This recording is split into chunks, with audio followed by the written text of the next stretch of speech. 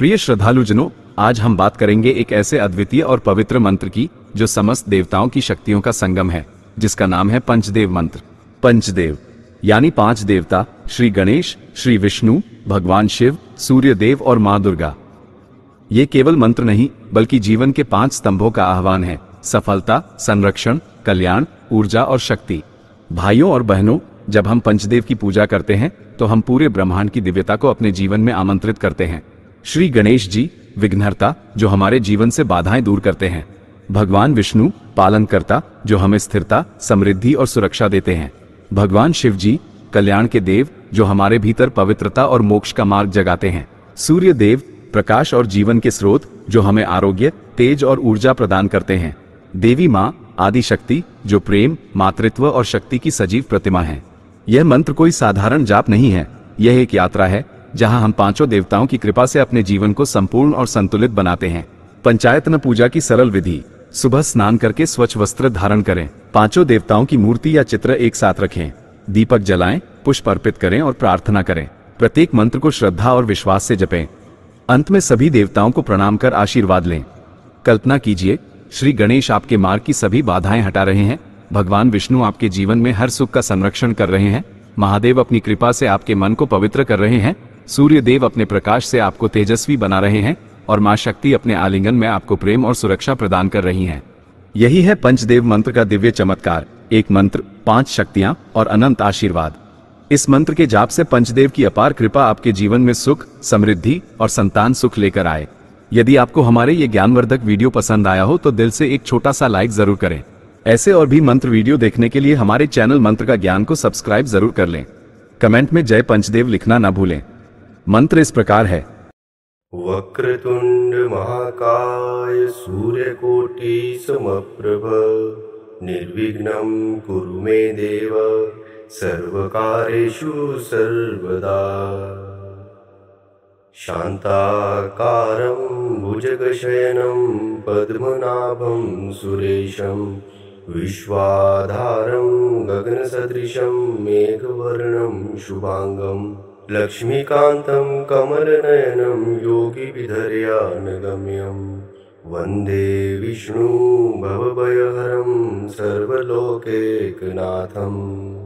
कर्पूरगौरं करुणावतारं संसारसारं भुजगेन्द्रहारं सदा वसन्तं हृदयारविन्दे भवं भवानी सहितं नमामि। जपाकुसुम संकाशं काश्यपेयं महाद्युतं तमोरि सर्वपापघ्नं प्रणतोऽस्मि दिवाकर। ॐ जयन्ती मंगला काली भद्रकाली कपालिनी दुर्गा क्षमा शिवा धात्री स्वाहा स्वधा नमोस्तुते। नमस्तस्यै नमस्तस्यै नमस्तस्यै नमो नमः। वक्रतुंड महाकाय सूर्यकोटि समप्रभ निर्विघ्नं कुरु मे देव सर्वकार्येषु सर्वदा। शान्ताकारं भुजगशयनं पद्मनाभं सुरेशं विश्वाधारं गगनसदृशं मेघवर्णं शुभांगं लक्ष्मीकान्तं कमलनयनं योगिविधर्यानगम्यं वन्दे विष्णु भवभयहरं सर्वलोकैकनाथं कर्पूरगौरं करुणावतारं संसारसारं भुजगेन्द्रहारं सदा वसन्तं हृदयारविन्दे भवं भवानी सहितं नमामि। जपाकुसुम संकाशं काश्यपेयं महाद्युतं तमोरि सर्वपापघ्नं प्रणतोऽस्मि दिवाकर। ॐ जयन्ती मंगला काली भद्रकाली कपालिनी दुर्गा क्षमा शिवा धात्री स्वाहा स्वधा नमोस्तुते। नमस्तस्यै नमस्तस्यै नमस्तस्यै नमो नमः। वक्रतुंड महाकाय सूर्यकोटि समप्रभ निर्विघ्नं कुरु मे देव सर्वकार्येषु सर्वदा। शान्ताकारं भुजगशयनं पद्मनाभं सुरेशं विश्वाधारं गगनसदृशं मेघवर्णं शुभांगं लक्ष्मीकान्तं कमलनयनं योगिविधर्यानगम्यं वन्दे विष्णु भवभयहरं सर्वलोकैकनाथं कर्पूरगौरं करुणावतारं संसारसारं भुजगेन्द्रहारं सदा वसन्तं हृदयारविन्दे भवं भवानी सहितं नमामि। जपाकुसुम संकाशं काशपेयं महाद्युतं तमोरि सर्वपापघ्नं प्रणतोऽस्मि दिवाकर। ॐ जयन्ती मंगला काली भद्रकाली कपालिनी दुर्गा क्षमा शिवा धात्री स्वाहा स्वधा नमोस्तुते। नमस्तस्यै नमस्तस्यै नमस्तस्यै नमो नमः। वक्रतुंड महाकाय सूर्यकोटि समप्रभ निर्विघ्नं कुरु मे देव सर्वकार्येषु सर्वदा। शान्ताकारं भुजगशयनं पद्मनाभं सुरेशं विश्वाधारं गगनसदृशं मेघवर्णं शुभांगं लक्ष्मीकान्तं कमलनयनं योगिविधर्यानगम्यं वन्दे विष्णु भवभयहरं सर्वलोकैकनाथं कर्पूरगौरं करुणावतारं संसारसारं भुजगेन्द्रहारं सदा वसन्तं हृदयारविन्दे भवं भवानी सहितं नमामि। जपाकुसुम संकाशं काशपेयं महाद्युतं तमोरि सर्वपापघ्नं प्रणतोऽस्मि दिवाकर। ॐ जयन्ती मंगला काली भद्रकाली कपालिनी दुर्गा क्षमा शिवा धात्री स्वाहा स्वधा नमोस्तुते। नमस्तस्यै नमस्तस्यै नमस्तस्यै नमो नमः। वक्रतुंड महाकाय सूर्यकोटि समप्रभ निर्विघ्नं कुरु मे देव सर्वकार्येषु सर्वदा। शान्ताकारं भुजगशयनं पद्मनाभं सुरेशं विश्वाधारं गगनसदृशं मेघवर्णं शुभांगं लक्ष्मीकान्तं कमलनयनं योगिविधर्यानगम्यं वन्दे विष्णु भवभयहरं सर्वलोकैकनाथं कर्पूरगौरं करुणावतारं संसारसारं भुजगेन्द्रहारं सदा वसन्तं हृदयारविन्दे भवं भवानी सहितं नमामि। जपाकुसुम संकाशं काशपेयं महाद्युतं तमोरि सर्वपापघ्नं प्रणतोऽस्मि दिवाकर। ॐ जयन्ती मंगला काली भद्रकाली कपालिनी दुर्गा क्षमा शिवा धात्री स्वाहा स्वधा नमोस्तुते। नमस्तस्यै नमस्तस्यै नमस्तस्यै नमो नमः। वक्रतुंड महाकाय सूर्यकोटि समप्रभ निर्विघ्नं कुरु मे देव सर्वकार्येषु सर्वदा। शान्ताकारं भुजगशयनं पद्मनाभं सुरेशं विश्वाधारं गगनसदृशं मेघवर्णं शुभांगं लक्ष्मीकान्तं कमलनयनं योगिविधर्यानगम्यं वन्दे विष्णु भवभयहरं सर्वलोकैकनाथं कर्पूरगौरं करुणावतारं संसारसारं भुजगेन्द्रहारं सदा वसन्तं हृदयारविन्दे भवं भवानी सहितं नमामि। जपाकुसुम संकाशं काशपेयं महाद्युतं तमोरि सर्वपापघ्नं प्रणतोऽस्मि दिवाकर। ॐ जयन्ती मंगला काली भद्रकाली कपालिनी दुर्गा क्षमा शिवा धात्री स्वाहा स्वधा नमोस्तुते। नमस्तस्यै नमस्तस्यै नमस्तस्यै नमो नमः। वक्रतुंड महाकाय सूर्यकोटि समप्रभ निर्विघ्नं कुरु मे देव सर्वकार्येषु सर्वदा। शान्ताकारं भुजगशयनं पद्मनाभं सुरेशं विश्वाधारं गगनसदृशं मेघवर्णं शुभांगं लक्ष्मीकान्तं कमलनयनं योगिविधर्यानगम्यं वन्दे विष्णु भवभयहरं सर्वलोकैकनाथं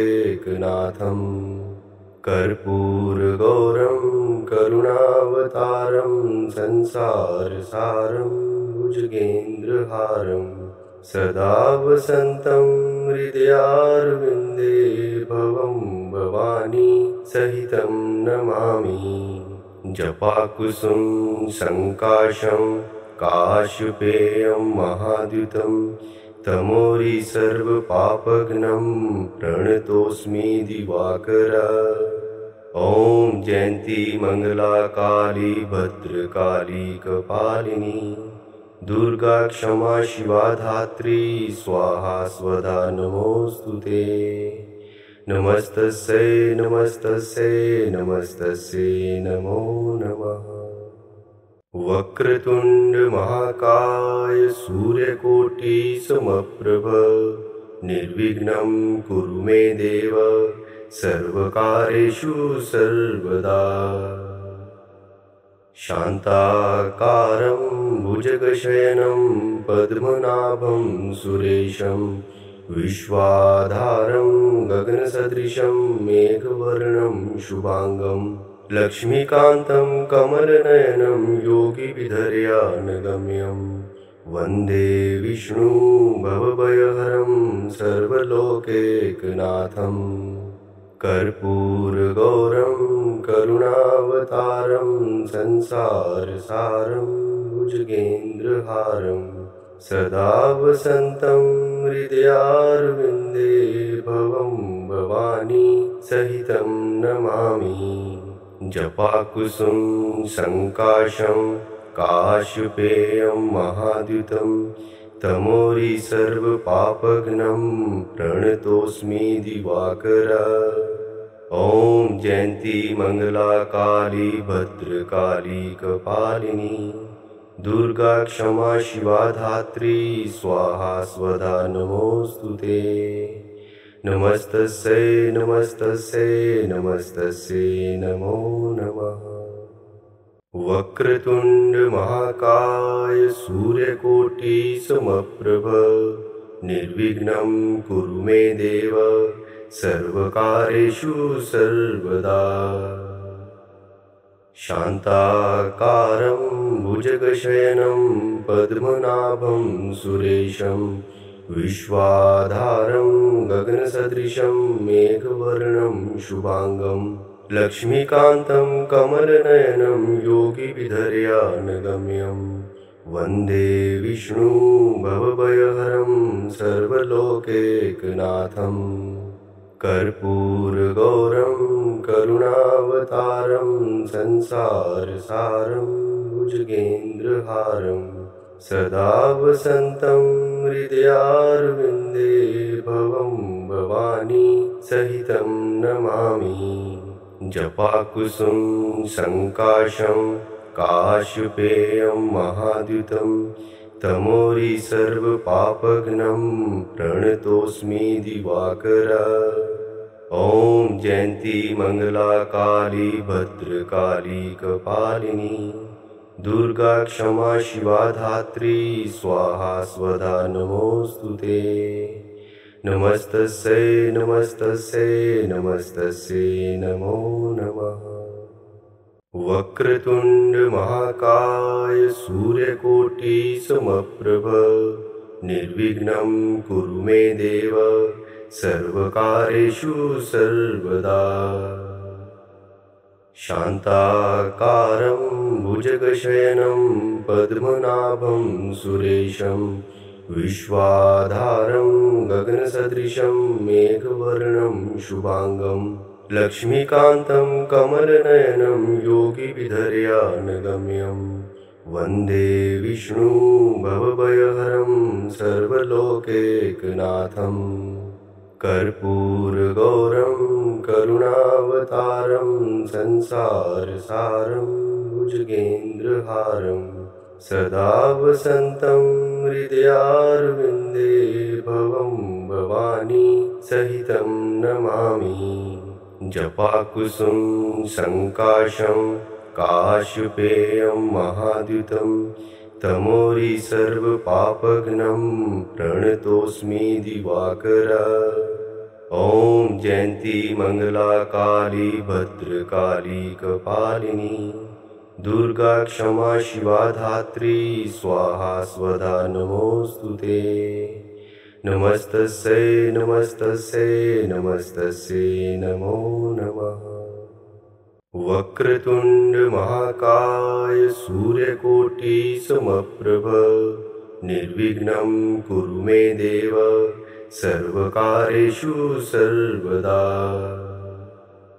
शान्ताकारं भुजगशयनं पद्मनाभं सुरेशं विश्वाधारं गगनसदृशं मेघवर्णं शुभांगं लक्ष्मीकान्तं कमलनयनं योगिविधर्यानगम्यं वन्दे विष्णु भवभयहरं सर्वलोकैकनाथं। कर्पूरगौरं करुणावतारं संसारसारं भुजगेन्द्रहारं सदा वसन्तं हृदयारविन्दे भवं भवानी सहितं नमामि। जपाकुसुम संकाशं काश्यपेयं महाद्युतं तमोरि सर्वपापघ्नं प्रणतोऽस्मि दिवाकर। ॐ जयन्ती मङ्गला काली भद्रकाली कपालिनी दुर्गा क्षमा शिवा धात्री स्वाहा स्वधा नमोऽस्तुते। नमस्तस्यै नमस्तस्यै नमस्तस्यै नमो नमः। वक्रतुंड महाकाय सूर्यकोटि समप्रभ निर्विघ्नं कुरु मे देव सर्वकार्येषु सर्वदा। शान्ताकारं भुजगशयनं पद्मनाभं सुरेशं विश्वाधारं गगनसदृशं मेघवर्णं शुभांगं लक्ष्मीकान्तं कमलनयनं योगिविधर्यानगम्यं वन्दे विष्णु भवभयहरं सर्वलोकैकनाथं। कर्पूरगौरं करुणावतारं संसारसारं भुजगेन्द्रहारं सदा वसन्तं हृदयारविन्दे भवं भवानी सहितं नमामि। जपाकुसुम संकाशं काश्यपेयं महाद्युतं तमोरि सर्वपापघ्नं प्रणतोऽस्मि दिवाकर। ॐ जयन्ती मङ्गला काली भद्रकाली कपालिनी दुर्गा क्षमा शिवा धात्री स्वाहा स्वधा नमोऽस्तुते। नमस्तस्यै नमस्तस्यै नमस्तस्यै नमो नमः। वक्रतुंड महाकाय सूर्यकोटि समप्रभ निर्विघ्नं कुरु मे देव सर्वकार्येषु सर्वदा। शान्ताकारं भुजगशयनं पद्मनाभं सुरेशं विश्वाधारं गगनसदृशं मेघवर्णं शुभांगं लक्ष्मीकान्तं कमलनयनं योगिविधर्यानगम्यं वन्दे विष्णु भवभयहरं सर्वलोकैकनाथं कर्पूरगौरं करुणावतारं संसारसारं भुजगेन्द्रहारं सदा वसन्तं हृदयारविन्दे भवं भवानी सहितं नमामि। जपाकुसुम संकाशं काश्यपेयं महाद्युतं तमोरि सर्वपापघ्नं प्रणतोऽस्मि दिवाकर। ॐ जयन्ती मंगला काली भद्रकाली कपालिनी दुर्गा क्षमा शिवा धात्री स्वाहा स्वधा नमोस्तुते। नमस्तस्यै नमस्तस्यै नमस्तस्यै नमो नमः। वक्रतुंड महाकाय सूर्यकोटि समप्रभ निर्विघ्नं कुरु मे देव सर्वकार्येषु सर्वदा। शान्ताकारं भुजगशयनं पद्मनाभं सुरेशं विश्वाधारं गगनसदृशं मेघवर्णं शुभांगं लक्ष्मीकान्तं कमलनयनं योगिविधर्यानगम्यं वन्दे विष्णु भवभयहरं सर्वलोकैकनाथं कर्पूरगौरं करुणावतारं संसारसारं भुजगेन्द्रहारं सदा वसन्तं हृदयारविन्दे भवं भवानी सहितं नमामि। जपाकुसुम संकाशं काश्यपेयं महाद्युतं तमोरि सर्वपापघ्नं प्रणतोऽस्मि दिवाकर। ॐ जयन्ती मंगला काली भद्रकाली कपालिनी दुर्गा क्षमा शिवा धात्री स्वाहा स्वधा नमोस्तुते। नमस्तस्यै नमस्तस्यै नमस्तस्यै नमो नमः। वक्रतुंड महाकाय सूर्यकोटि समप्रभ निर्विघ्नं कुरु मे देव सर्वकार्येषु सर्वदा। शान्ताकारं भुजगशयनं पद्मनाभं सुरेशं विश्वाधारं गगनसदृशं मेघवर्णं शुभांगं लक्ष्मीकान्तं कमलनयनं योगिविधर्यानगम्यं वन्दे विष्णु भवभयहरं सर्वलोकैकनाथं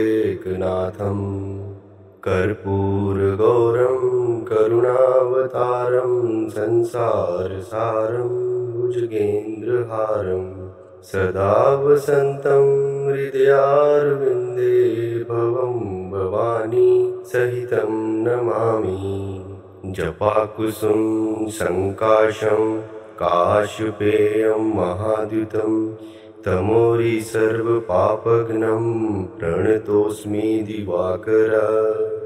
ॐ जयन्ती मंगला काली भद्रकाली कपालिनी दुर्गा क्षमा शिवा धात्री स्वाहा स्वधा नमोस्तुते।